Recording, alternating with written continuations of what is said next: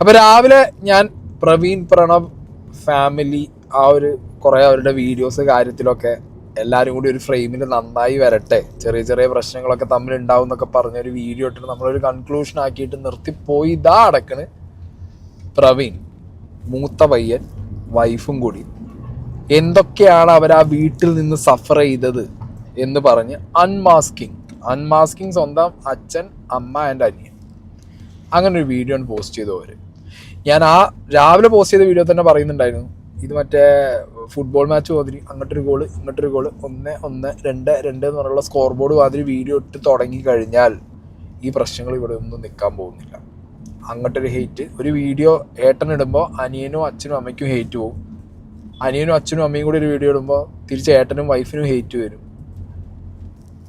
ഇതാണ് ഇവിടെ സംഭവിച്ചുകൊണ്ടിരിക്കുന്നത്. ആൻഡ് ഇപ്പോൾ ഈ അൺമാസ്കിംഗ് എന്ന് പറഞ്ഞുള്ളൊരു വീഡിയോ വന്നതിൽ ഒരുപാട് കാര്യങ്ങൾ ഡിസ്കസ് ചെയ്യാനുണ്ട്. ഞാൻ എൻ്റെ വീഡിയോയിൽ കണ്ടിന്യൂസ് ആയിട്ട്, എനിക്ക് തോന്നുന്നു ഞാൻ തന്നെ അത് പറഞ്ഞതും ചെയ്തു അല്ലേ, ഏറ്റവും കൂടുതൽ റീൽ ഇസ് നോട്ട് റിയാലിറ്റി എന്നുള്ള കാര്യം ഞാനായിരിക്കും ഏറ്റവും കൂടുതൽ പറഞ്ഞിട്ടുള്ള ഒരു മനുഷ്യൻ. നിങ്ങൾ റീലിൽ കാണുന്നതല്ല റിയാലിറ്റി. ഇവിടെ ഫാമിലി വ്ളോഗ് ഒരുപാട് പേര് ചെയ്യുന്നുണ്ട്. അതിൽ ജെന്യുവിനായിട്ട്, അതായത് ഒരു കോണ്ടന്റ് എന്നുള്ള രീതിക്കല്ലാതെ ആ ഡേ ടു ഡേ ലൈഫിലുള്ള കാര്യങ്ങൾ അപ്പം ചെയ്തിട്ട് പോകുന്നവരുടെ എണ്ണം വളരെ കുറവായിരിക്കും. അല്ലാത്ത പക്ഷം ഇവിടുത്തെ വ്യൂവർഷിപ്പിനോടാണ് പറയാനുള്ളത്, നിങ്ങൾ ഒരു ഫാമിലി വ്ളോഗ് അല്ലെങ്കിൽ ഫാമിലി വ്ളോഗേഴ്സിൻ്റെ എന്താ പറയുക, മൊത്തം തേനിൽ പൊതിഞ്ഞ തിളക്കത്തിൽ പൊതിഞ്ഞ അവരുടെ ഫാമിലി വ്ളോഗ്, സന്തോഷം, സമാധാനം, സാധനങ്ങൾ വാങ്ങുന്നതൊക്കെ കണ്ടിട്ട് അത് നിങ്ങളുടെ ലൈഫിലേക്ക് അഡാപ്റ്റ് ചെയ്യണം എന്ന് പറഞ്ഞുള്ള വാശിയും പിടിച്ച് അയ്യോ നമ്മുടെ ജീവിതത്തിൽ ഇങ്ങനെയൊന്നും അല്ലല്ലോ എന്ന് പറഞ്ഞിരിക്കരുത്. Because reel is not reality. കേരളത്തിൽ തന്നെ ഏറ്റവും കൂടുതൽ വ്യൂവർഷിപ്പ് ഉള്ള ഒരു ഫാമിലി വ്ളോഗാണ് പ്രവീൺ പ്രണവ് എന്ന് പറഞ്ഞുള്ള ഈ ഒരു ചാനൽ. എന്നിട്ടിപ്പോൾ നോക്ക്, അവർ ഇത്ര കാലം ചെയ്ത എല്ലാ ആക്ടിവിറ്റീസും അവരുടെ വ്യൂവർഷിപ്പിനെ ഒരുമാതിരി പറ്റിക്കുന്ന രീതിയിൽ, അവരുടെ വീട്ടിലെ അതിഭീകരമായിട്ടുള്ള ഇഷ്യൂസും മൊത്തം അവരെന്ത് ചെയ്തില്ല, ഒന്നും കാണിക്കാതെ കോണ്ടന്റ് ആ ഒരു ഹാപ്പി ഫേസസ് മാത്രമായിട്ട് പോകുന്നൊരവസ്ഥയിലാണ് എന്നുള്ളതാണ് ഇപ്പോൾ അവർ പറഞ്ഞു വെക്കുന്നത്. ആൻഡ് ഈ ഏട്ടൻ്റെ വൈഫും അവിടെ അനുഭവിച്ച കാര്യങ്ങളൊക്കെ അവരിവിടെ കൃത്യമായി പറയുന്നുണ്ട്. അക്ക വിട്ട് നിരത്തി വീഡിയോസ് അടക്കം പ്രൂഫ് അടക്കം വെക്കുന്നുണ്ട്. നമുക്ക് നോക്കാം. ഓക്കെ, മെയിൻ റീസൺ എന്ന് പറയുന്നത് ഇപ്പോൾ കൊച്ചുവിൻ്റെ സൈഡിൽ നിന്ന് വന്ന ഒരു റിയാക്ഷനാണ്.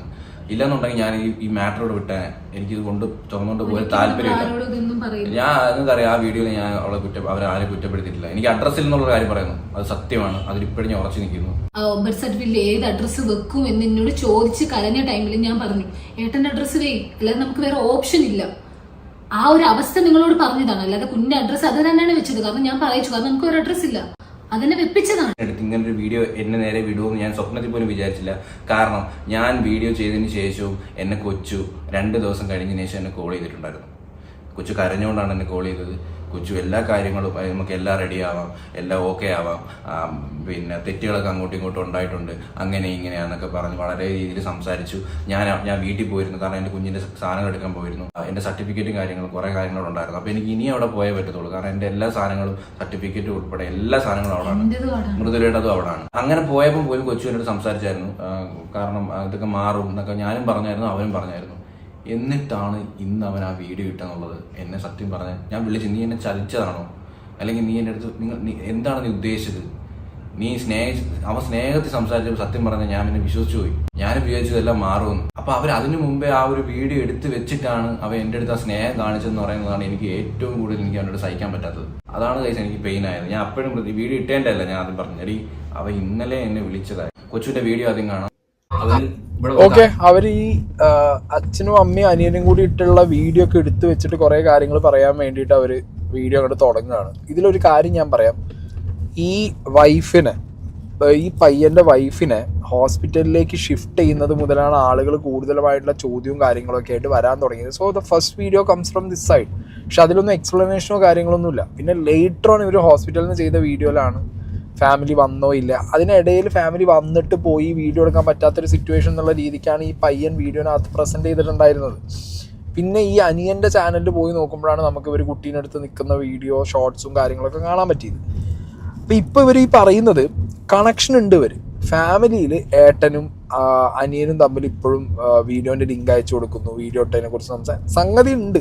ഓക്കെ, ഈ ഒരു കംപ്ലീറ്റ് വീഡിയോ, ഇത് വലിയ ലെങ്തി വീഡിയോ, ഈ കംപ്ലീറ്റ് വീഡിയോനകത്തും ഞാനൊരു കാര്യം പറയാം, ഒരു 47 മിനിറ്റ് വീഡിയോനകത്തും പ്രൈം റീസൺ എന്താണെന്നുള്ളത് ഇവർ ഡീറ്റെയിലും ചെയ്യുന്നില്ല. അന്നൊരു ഇൻസിഡൻറ്റ് നടന്നു, ഒരു ഡേറ്റ് പറയുന്നുണ്ട്. ആ ഡേറ്റിന് ഇവർ വീഡിയോ ഷൂട്ട് ചെയ്യുന്ന സമയത്ത് ഒരു ഇൻസിഡൻറ്റ് നടന്നു, അന്നുണ്ടായ അടിയും കച്ചറയാണെന്ന് മാത്രമാണ് മെൻഷൻ ചെയ്യുന്നത്. പിന്നെ ബാക്കിയുള്ള കാര്യങ്ങളൊക്കെ ഇവരെ സംസാരത്തിൽ നമ്മൾ പ്രേക്ഷകർ ഊഹിച്ചെടുക്കേണ്ട കാര്യങ്ങളാണ്.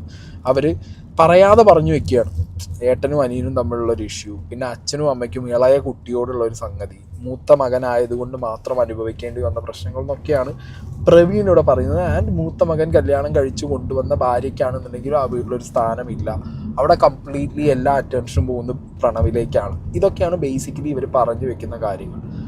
ആൻഡ് ഒരു കാര്യം ഞാൻ പറയാം, ഇവിടെ ഇവരെ സൈഡിൽ നിന്നാണ് എന്തുകൊണ്ട് അച്ഛൻ അനിയൻ ഏട്ടൻ വരുന്നില്ല എന്ന് പറയുന്നതും അല്ലെങ്കിൽ ആ കാര്യവും വന്നിട്ടുണ്ടായിരുന്നത്. അതിന് ശേഷമാണ് ലേറ്റർ ഓൺ ഇവരൊരു വീഡിയോ ഇടുമ്പോൾ കംപ്ലീറ്റ്ലി ഹെയ്റ്റ് അപ്പുറത്ത് പോകുമല്ലോ. പോകുന്ന സമയത്ത് അവിടുന്ന് ഒരു എക്സ്പ്ലനേഷൻ ഡെഫിനറ്റ്ലി വരും.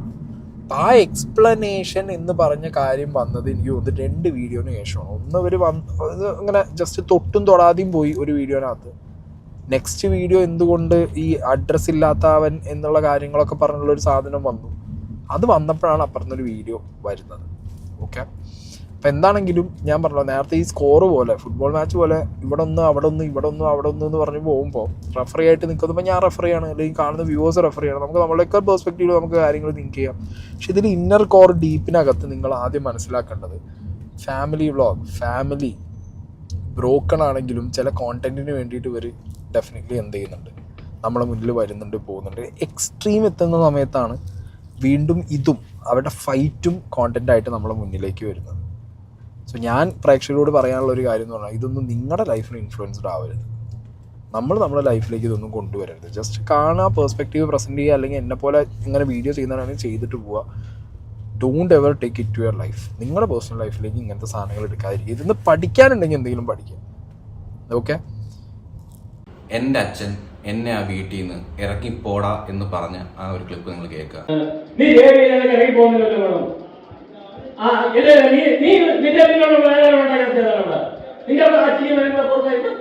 ഞാൻ കഷ്ടപ്പെട്ടുണ്ടാക്കിയതാ, എന്നെ കിടക്കാപ്പൂല പോറങ്ങിയാണ് ഇത് മുറിവുണ്ടാക്കിട്ട് നടന്നുകൊണ്ട് പോയിട്ട് മറിച്ച് ഇങ്ങനെയും നോക്കൂല. ഞാനാ പറയാം, ഞാൻ സത്യം കിടക്കാപ്പൂല, അടങ്ങാനൊന്നുമില്ല, നീ കിടക്കൂല. ഞാനാ പറഞ്ഞേ അന്നെടുത്ത് കാല് കുത്തി അന്ന് മലയാളം പഠിച്ചവള് എന്റെ കുടുംബത്തിൽ എന്റെ കുടുംബം ഇല്ലാതായി. ഞാൻ പറയുന്നു എവിടെ റൂം, ഇവിടെ റൂം, ഇവിടെ ആർക്കൊണ്ടാക്കിയിട്ടില്ല റൂം. ആ ഇല്ല, ഇവിടെ പറ്റൂല, അല്ലെങ്കിൽ ഞാൻ പറയും പോകുന്നു. ആ ഇവിടെ പറ്റൂല, ഇവിടെ കേൾക്കാക്കൂല. അല്ലെങ്കിൽ എനിക്ക് പറയാനുള്ള കാര്യം പറയും. നീ ഇവിടെ വീഡിയോ എടുക്കേണ്ട കോപ്പട് അതിനെന്താ പറയുന്നത്? എത്ര ഫോണിന്റെ വാർത്തയിലുണ്ട്. ഓ ഇവിടെ നിന്നെ വീഡിയോ കോപ്പറിക്കുന്നു. അല്ലെങ്കിൽ മകൾ ആമാന്റെ വെച്ചിട്ട് ഫോൺ വിളിച്ചിട്ടുണ്ട്. ഇവിടെ കുത്തിരിക്കുന്നത് ഞങ്ങൾ ഒന്നും പഠിക്കില്ല. മുരുകൻ കൊണ്ടൊന്നും എനിക്കുള്ളതായി കൊണ്ടുവന്നില്ല, അവളെയും കൊണ്ടുപോയിട്ടില്ല, അവന്റെയും കൊണ്ടിട്ടില്ല. ഇതില് ഏട്ടനെ മാത്രമല്ല ഇറങ്ങിപ്പോൻ പറയുന്നത്, എന്നെയും കൂടെയാണ് ഇറങ്ങിപ്പോൻ പറയുന്നത്. എന്നോട് ചോദിച്ചൊരു ചോദ്യമാണ്, നാണമില്ലേ ഇവിടെ ഇരിക്കാൻ, ഇറങ്ങി പൊക്കൂടെ? ഞാൻ കല്യാണം കഴിച്ച് കയറുമെന്നൊരു വീടാ, നമ്മുടെ സ്വന്തം വീട് നമ്മുടെ വീടല്ല, അറിയാം. ഏതൊരു പെണ്ണിനും നമ്മൾ ജീവിച്ച വീട് നമ്മുടെ സ്വന്തം വീടാന്ന് ഒരിക്കലും പറയാൻ പറ്റത്തില്ല. നമ്മൾ ചെന്ന് കയറുന്ന വീടാണ് നമ്മുടെ സ്വന്തം വീടായിക്കൊണ്ട് ജീവിക്കേണ്ടത് ഇനി മരണം വരെ.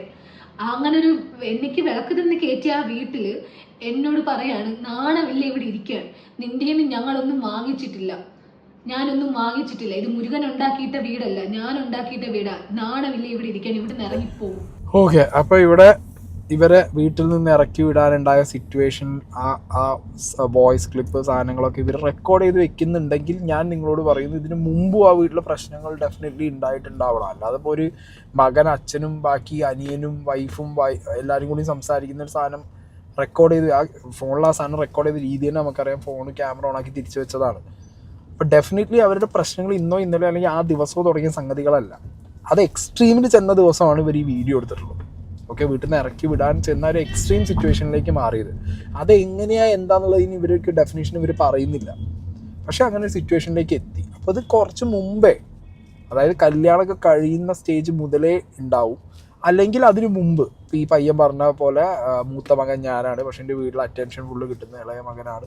സോ അന്ന് മുതലേയുള്ള പ്രശ്നങ്ങളിൽ നിന്നായിരിക്കണം വലിയൊരു പൊട്ടിത്തെറിയിലേക്ക് എത്തിയപ്പോൾ ഇവരിത് എന്ത് ചെയ്തു, എടുത്തു വെച്ചു.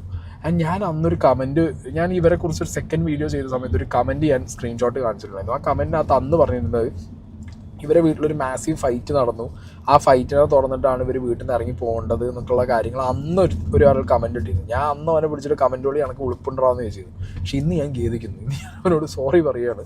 അവൻ പറഞ്ഞത് ശരിയായിരുന്നു. കാരണം ഇത്രയും വലിയൊരു ഫൈറ്റ് എന്ന് പറഞ്ഞാൽ ഗർഭിണിയായിരുന്ന ഈ പെൺകുട്ടി വരെ നിലത്ത് വീണ് ചവിട്ട് കിട്ടി, ഈ പയ്യൻ്റെ കയ്യിന് ചുവന്ന കുത്ത് എന്തോ വെച്ച് കുത്തിയത് ഇതുവരെ കിട്ടുന്ന രീതിയിൽ അതിക്രൂരമായ ഫൈറ്റ് ആ വീട്ടിൽ നടന്നിട്ടുണ്ട്. അതിനെക്കുറിച്ച് ഇവർ പറയുന്നുണ്ട്.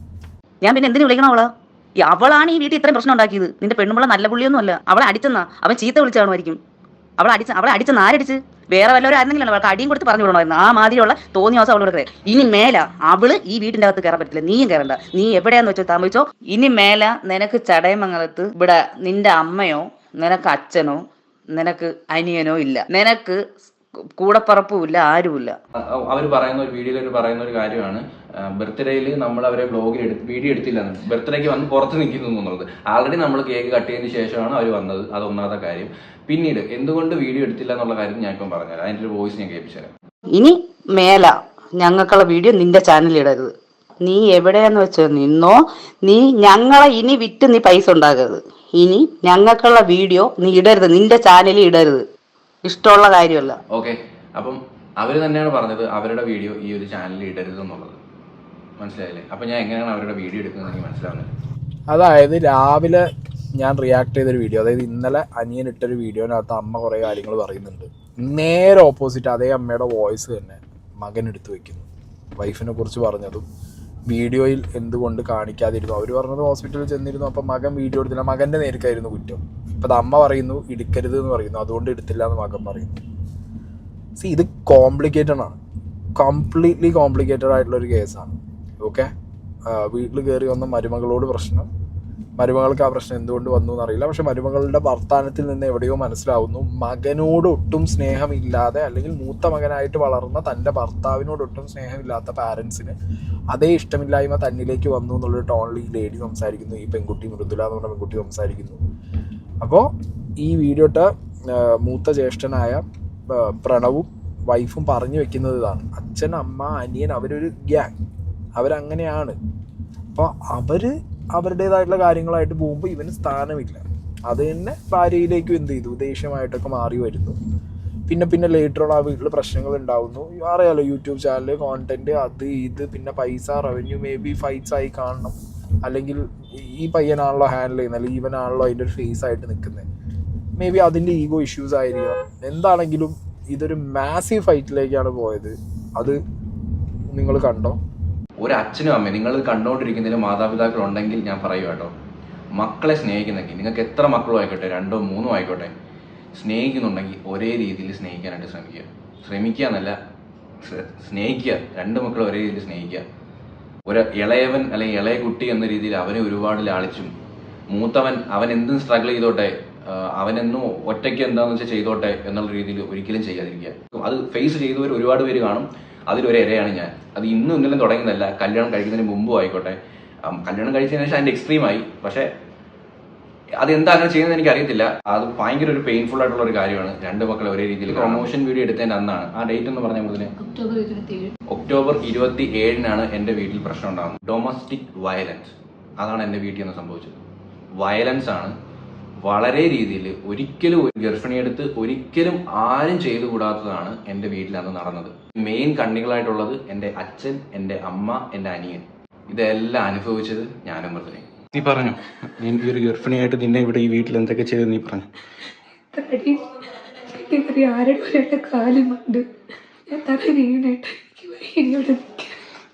അച്ഛനും ഇളയ മോനും തന്ന സമ്മാനോ 2 പേരോട് പിടിച്ചു വെച്ച് അടിച്ചത് ആണ്. 2 പേരോട് പിടിച്ചു വെച്ച് അടിച്ചതാ. എൻ്റെ മാലയും പൊട്ടി. ഇവിടുന്ന് ഇറങ്ങിപ്പോകാൻ പറഞ്ഞില്ലേ? ഉണ്ടാക്കിയിട്ടതല്ല, നാടുമില്ലേ, നാടും മാനം ഉണ്ടെങ്കിൽ ഇറങ്ങിപ്പോ. ഞാനായതിനെല്ലാ പ്രശ്നം എൻ്റെ പ്ലാനിങ് ആയിരുന്നെന്നും എനിക്കറിഞ്ഞൂടെ. എന്തൊക്കെ പറഞ്ഞൊരു കൊച്ചു പിടിച്ച് കുറേ ചീത്ത പിടിച്ച് നിന്റെ കഥവും ഇവിടെ പിടിച്ചുകൊണ്ട് എന്തൊക്കെ മാറും പറഞ്ഞവർ 2 അടി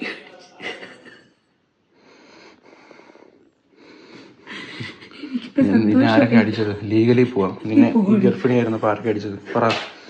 എന്റെ വയറെന്ന് പറഞ്ഞാൽ പിടിച്ചിട്ട് പോലെ എത്ര എന്റെ മുതലത്തെ വയറ്റിട്ടാണ് കിട്ടി.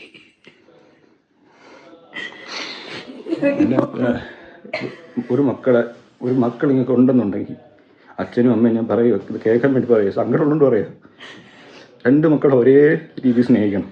ഇല്ലാന്നുണ്ടെങ്കിൽ വളർത്താൻ നിൽക്കരുത്, ആദ്യമേ ഒഴിവാക്കിയേക്കണം. സീരിയസ് ആയിട്ട് അത്രയും വിഷമമുണ്ടെന്ന് പറയുന്നത്. ഞാൻ ഈ വീട്ടിൽ അനുഭവിക്കുന്ന കഷ്ടപ്പാടുകൾ. വീഡിയോ എടുത്തോണ്ട് പ്രൊമോഷൻ വീഡിയോ എടുത്തോണ്ടിരുന്നപ്പോൾ അപ്പോൾ ഇതിലേക്കൂടെ പോയി ഏറ്റവും ഒന്ന് പറഞ്ഞതേ ഉള്ളൂ. അപ്പോഴത്തേക്ക് 2 എണ്ണവും കൂടെ ഇറങ്ങി വന്ന് അടിയായി. ഞാൻ ഒറ്റയ്ക്ക് പിടിച്ച് മാറ്റാൻ അമ്മയും ശ്രമിച്ചു. കുറേ ഇടിയിട്ട് ഇവിടെയൊക്കെ ഞാൻ തറ വീണ് എന്നെ കുറെ പറഞ്ഞിട്ട് ഇവരുടെയൊക്കെ മനസ്സിൽ ഇത്രയും എന്നോട് ദേഷ്യമുണ്ട്. എന്താ പറയാനുള്ളത്? ഞാൻ രാവിലെ ഒരു വീഡിയോയിൽ ചെയ്തപ്പോ എന്താ പറഞ്ഞ റേങ്ക്, ഇവരെല്ലാരും കൂടി ഉള്ള ഒരു പ്രാങ്ക് ആണെന്നുണ്ടെങ്കിൽ എന്നൊക്കെ ഞാൻ സംസാരിച്ചിട്ടുണ്ടായിരുന്നു. അല്ലെങ്കിൽ നാളെ ഇവർ ഒന്നിക്കുമ്പോ നാട്ടുകാർ പറയും നിങ്ങളുടെ എന്ത് അഭിനയം എന്നൊക്കെ പറയുന്നു. പക്ഷെ ഇത് ഞാനൊരു കാര്യം പറയട്ടെ,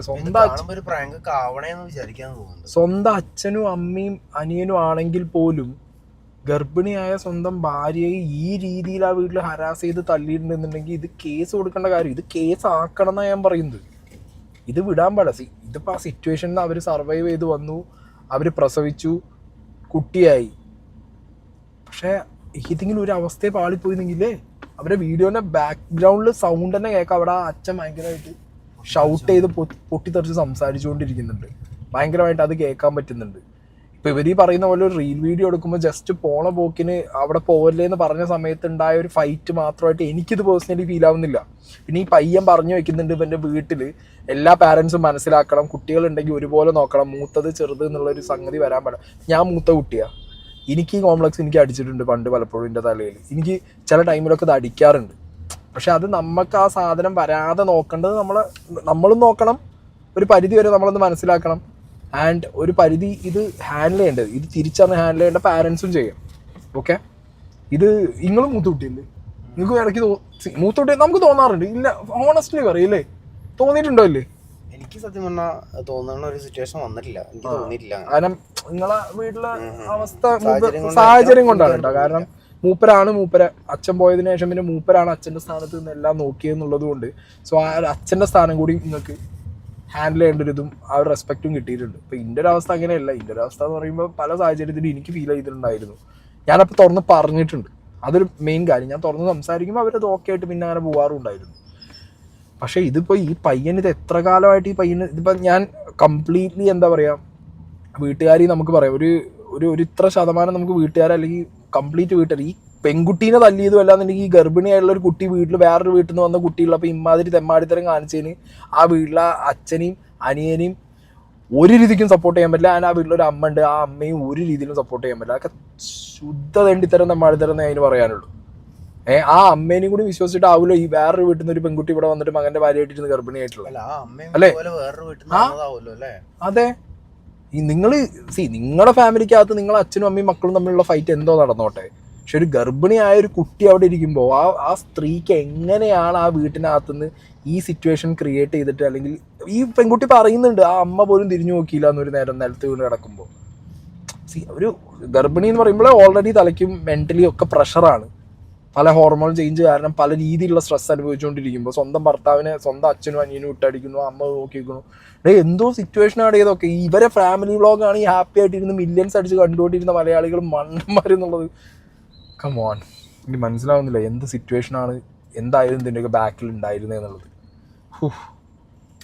എന്താണെങ്കിലും ഇവരെ കുറേ ഹാപ്പി മൊമെൻറ്റ്സ് എന്താ ഈ പറഞ്ഞ സാധനങ്ങൾ ഇത് മാത്രം കണ്ട മലയാളികളോട് പറയാനുള്ളത്. എഗെയിൻ ഞാൻ പറഞ്ഞു, reel is not reality. Again അത് തലയിൽ വെച്ചിട്ട് മാത്രം എല്ലാ വീഡിയോസ് ഇരുന്ന് കാണുക എല്ലാവരും. ഞാനും എൻ്റെ കുടുംബം തലയിലടിച്ച് കത്തി ചെയ്തിട്ട് പറഞ്ഞ് ഞാൻ ഉണ്ടാക്കി വീട ഇവിടെ നിൽക്കപ്പെട്ടില്ല ഇറങ്ങിക്കോട്ടെ.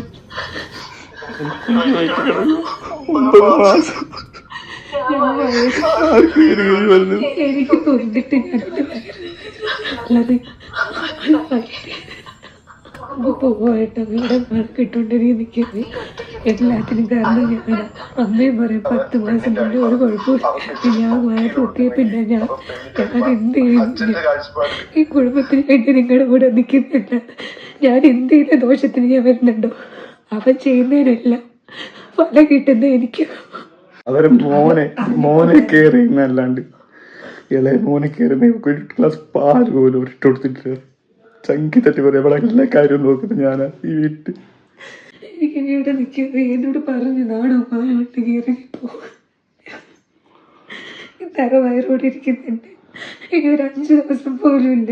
അടുത്ത പോലൊന്നും അല്ല എന്നോട് വന്ന് കയറിയിട്ട് അന്ന് തൊട്ടാലും എന്നോട്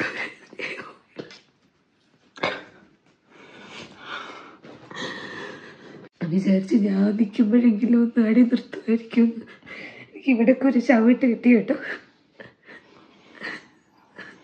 കംപ്ലൈൻറ്റ് കൊടുക്കാൻ വെറുതെ തോന്നിട്ട് അനിയനായി പോയിട്ട് എത്ര അച്ഛനായി പോയിട്ട്.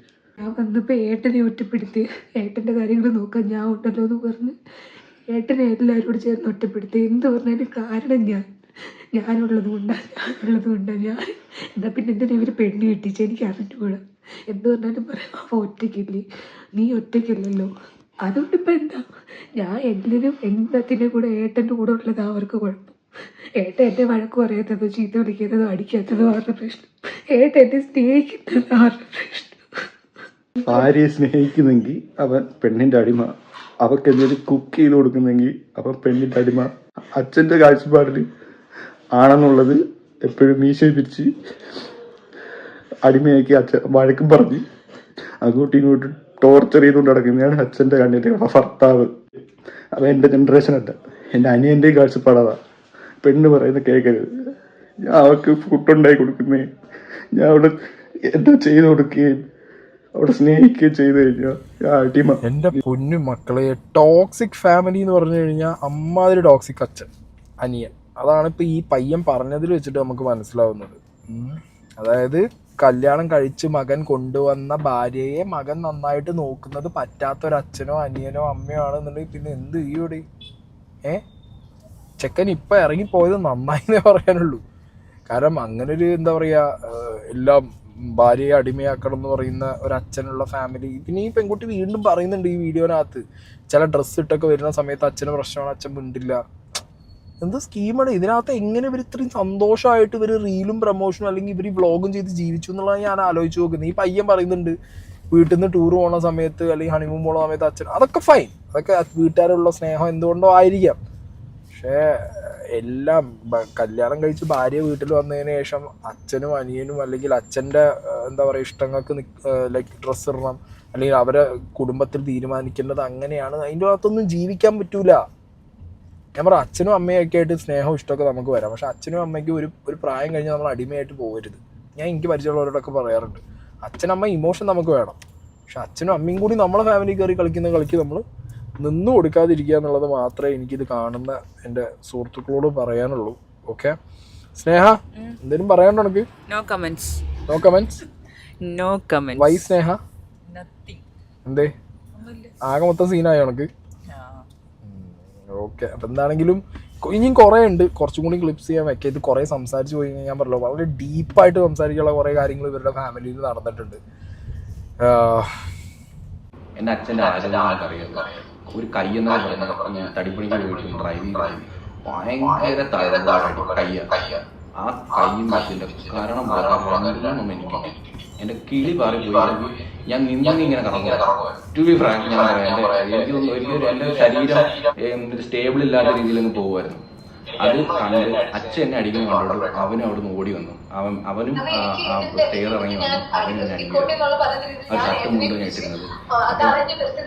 സത്യം പറഞ്ഞാൽ പെണ്ണുങ്ങളുടെ മുണ്ട് പോലും ഇല്ലാതെയാണ് എന്നെ എൻ്റെ അച്ഛനും എൻ്റെ അമ്മയും പിടിച്ചു വെച്ച് അടിച്ചത്.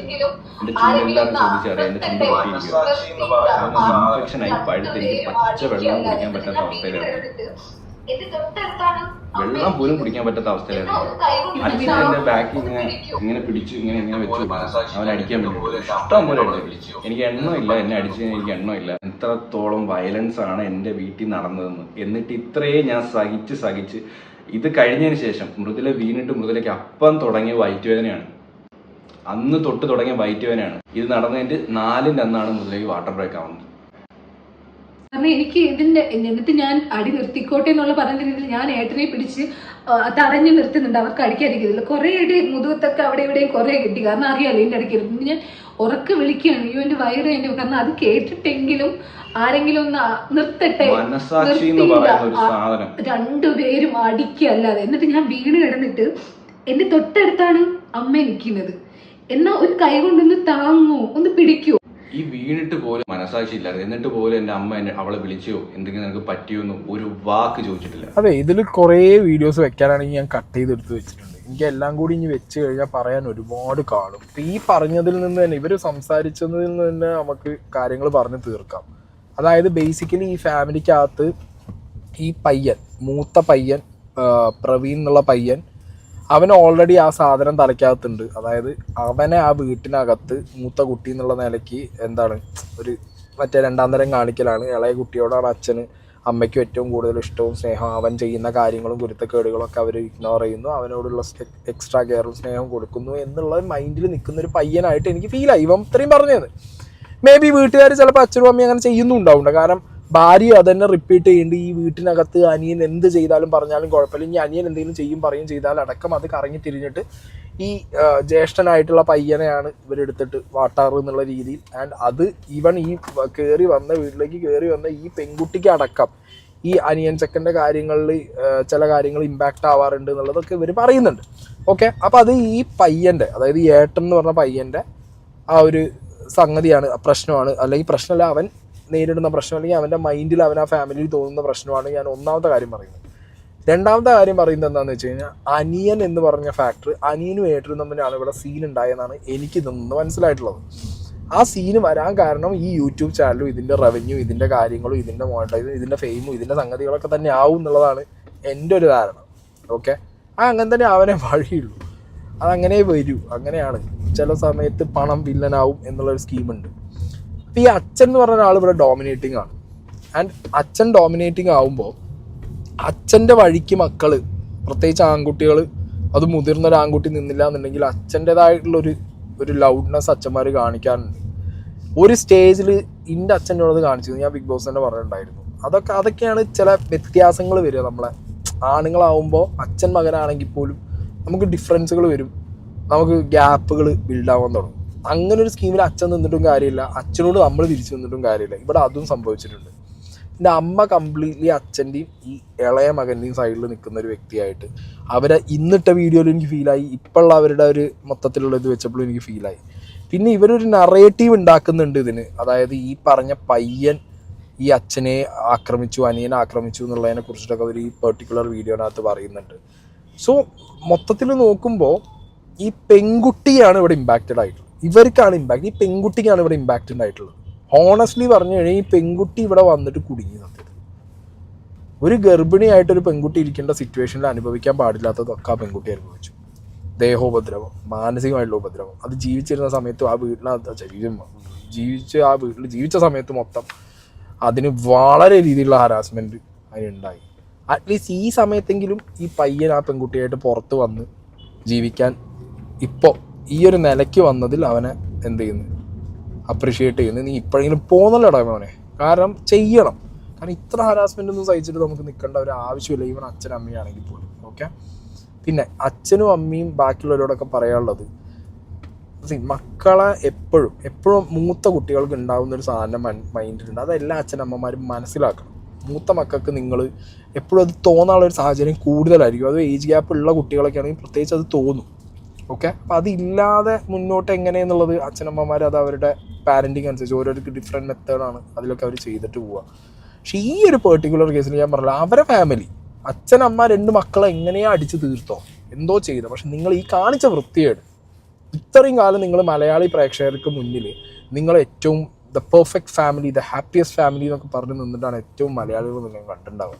നിങ്ങൾ സ്വന്തം വീട്ടിൽ ഈ നിറവയറുള്ള ഗർഭിണിയായ കുട്ടിയുടെ മുന്നിൽ ഈ കാണിച്ചു കൂട്ടിയത് ഞാൻ പറഞ്ഞു. ഇവരിത് വീഡിയോ ആക്കി എടുത്ത് വെക്കണമെന്നുണ്ടെന്നുണ്ടെങ്കിൽ ആ വീടിനകത്ത്, അപ്പോൾ ഇതിന് മുമ്പ് അവർ ഈ ഹരാസ്മെൻറ്റ് അനുഭവിച്ചത് കൊണ്ടും നാളുകളിൽ ഈ ഫാമിലിയിൽ നിന്ന് ഇവർക്ക് തിരിച്ചൊരു കുത്തൽ വരും. അപ്പോൾ അതിന് മുമ്പ് ഇത് പ്രൂഫായി എടുത്ത് വെക്കട്ടെ എന്നുള്ളത് കൊണ്ടും ആവുമല്ലോ ഈ ചെക്കനും പെണ്ണും ഈ വീഡിയോ എടുത്ത് വെച്ചിട്ടുണ്ടാവും. ഇത്ര ആ ഒരു സിറ്റുവേഷനിൽ ഒന്ന് ആലോചിച്ചു, സ്വന്തം ഭാര്യ വയറുമായിട്ട് നിൽക്കുന്ന സമയത്ത് കിട്ടിയ അടി ഇവൻ വീഡിയോ ആക്കണം എന്നുണ്ടെങ്കിൽ അവൻ അത്രയും കിട്ടിയിട്ടുണ്ട്, അത്രയും സഹിച്ചിട്ടുണ്ട് അവൻ അവിടെ. അല്ല ചുമ്മാ എടുത്ത് വെക്കില്ലല്ലോ ആരും. ശരിക്കും ഇത് ഭയങ്കര ഞെട്ടലായിരിക്കും. അല്ലെങ്കിൽ ഇതെന്താ പറയുക, ഒരു വീട്ടിലും നടക്കാൻ പാടില്ലാത്തൊരു കാര്യമാണ്. ഞാൻ പറയുമ്പോൾ കേസ് എടുക്കുക എന്നുള്ളതാണ് ഇതിന് ചെയ്യേണ്ടത്. ഇതിന് ഏറ്റവും നല്ല പരിപാടി അതാണ്. അല്ലാതെ എന്ത് ചെയ്യും ഇതൊക്കെ ചെയ്യുന്നതെന്ന്? ഇതൊന്നും അല്ല ഒരു എക്സാമ്പിൾ സെറ്റ് ചെയ്യുക എന്ന് പറഞ്ഞു കഴിഞ്ഞാൽ. ഇപ്പോൾ ഒരു വ്ളോഗ് ആണെന്നുണ്ടെങ്കിൽ, ഒരു ഇൻഫ്ലുവൻസർ ആണെങ്കിൽ, ഒരു ക്രിയേറ്റർ ആണെന്നുണ്ടെങ്കിലും ഹാപ്പിനെസ് നിങ്ങൾ വാരി സ്പ്രെഡ് ചെയ്യുക, ബാക്കി എന്തോ വോട്ടെവർ നിങ്ങൾ ചെയ്തു. പക്ഷെ ഇങ്ങനത്തെ ഒരു എക്സാമ്പിൾ ഒരിക്കലും എനിക്ക് ഇമാജിൻ ചെയ്യാൻ പറ്റുന്നില്ല ഗൈസ്. അത്രയും അതിനൊരു സർവൈവ് ചെയ്ത് വന്നത് ഭാഗ്യം എന്നേ പറയാനുള്ളൂ. ഒന്ന് ആലോചിച്ച് നോക്ക്. ഞാനും ആലോചിക്കും. അപ്പം ഞാൻ എന്തിനാ ബാക്കിയുള്ളവർ പറയുന്നത്? ഇപ്പം നമ്മളും കാണുന്ന റീലിൻ്റെ ബാക്കിൽ റിയാലിറ്റി എന്താ നമുക്ക് അറിയില്ലല്ലോ. പുറത്ത് വന്ന് ഓഡിറ്റ് ചെയ്യുമ്പോൾ അല്ലെങ്കിൽ ഇവർ പുറത്ത് പറയുമ്പോഴാണ് ഇതിൻ്റെ ബാക്കിലൊക്കെ ഇങ്ങനെയാണെന്നുള്ളത് മനസ്സിലാവുന്നത്. സോ നെവർ എവർ വ്യൂവേഴ്സിനോടാണ് പറയുന്നത്, നിങ്ങൾ ഒരിക്കലും റീലായിട്ട് കാണുന്ന ഒരു സാധനത്തിനും റിയാലിറ്റി ആയിട്ട് കമ്പയർ ചെയ്യരുത്. അത് ലൈഫിലേക്ക് കൊണ്ടുവരരുത്, അത് അഡാപ്റ്റ് ചെയ്യരുത്. ആ ലൈഫ് സ്റ്റൈല് പക്ക ഫേക്ക് ആയിരിക്കും. അത്രേ പറയാനുള്ളൂ.